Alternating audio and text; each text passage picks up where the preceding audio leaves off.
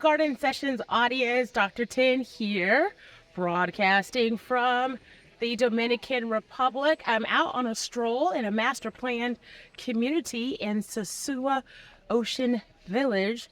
It's in the northern portion of the Dominican Republic island, and I have been really impressed with the landscape throughout this community, and I wanted to take this opportunity to share some of what I am seeing with you and do the best of my ability to identify the names of some of these plants. There will be plenty that I do not know, but I am going to do my best to research them and add them to the screen. All right, so join me as we take this stroll through Sosua Ocean Village. They've done a really nice job in this neighborhood, bringing to life a very tropical vibe throughout their landscape, and they've incorporated the landscape into elements of privacy. Right behind this white fence is a plant called sea grape. I don't see fruit on there right now, but it's a beautiful, very large leaf, kind of a waxy green with red veins running through it. It grows very quickly, gets tall, and adds a nice layer of privacy. There's a lot of palms lining this fence line, and we've got across the street here where they really have done a beautiful job blending a variety of different plants over here. I wish I knew the names of each and every one of these, but I don't. I won't lie. But it's still a lot of fun going through and looking at them. I think this is a type of agave. It's stunning. The structure, the variegation. Here we've got a variegation with a green, a sage green, and yellow. There's that sea grape right along the back of that wall. They are probably having to be pretty aggressive with pruning it because it does get quite tall. There's a really cute small plumeria, like a variety of cactus here. I believe this might be a desert rose, or is that plumeria? Guessing desert rose. And speaking of roses of the desert, look at that flowering cactus there. That's a pretty flower. These scent plants, wow. Very pretty structure. I love the lines and the color. It's nice. I wish I could go to a local nursery, fill up my suitcase, and take it home with me, but the Department of Agriculture does not allow the introduction of plants from an international location, so I have to show restraint. But it doesn't stop me from enjoying this stroll. Look at this flowering tree. That's really nice. I like that purple. Now, this is coming off of a very large plumeria. I've not seen it extend off of the branch like this before. It's a nice tree. Let's see. Very nice. This looks like the leaf is very similar to a bougainvillea, but the flower looks like a bougainvillea. But the green leaf, I'm not quite so sure. Really pretty, that lovely lavender color.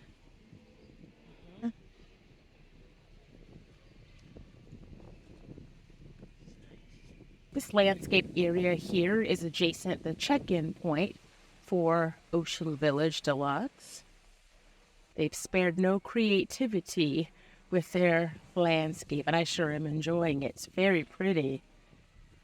I think it's particularly nice when a landscape incorporates native plants into its design. Choosing what thrives and works in your environment makes for an easier experience with gardening.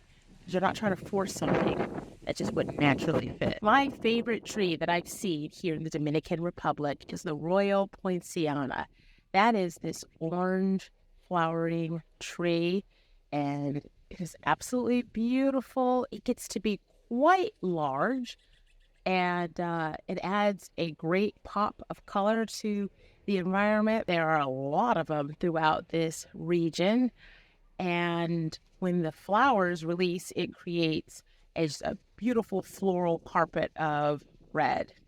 I would not plant it close to a pool because that would be quite a mess to clean up on a daily basis. But driving by or having it in the front yard, it's a real pretty treat. It's really nice to see how the developers incorporated some benches here for visitors to pause and reflect. Just above head are these almond trees. You see that cluster of almonds there?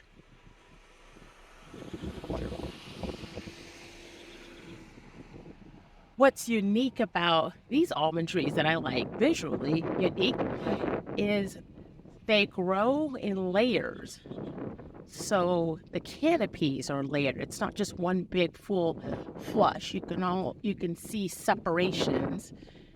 First floor, second floor, third floor, so to speak. And I've not seen other trees do that before. Interesting to the eye. I want to revisit what I said earlier about putting in your garden what works for that environment.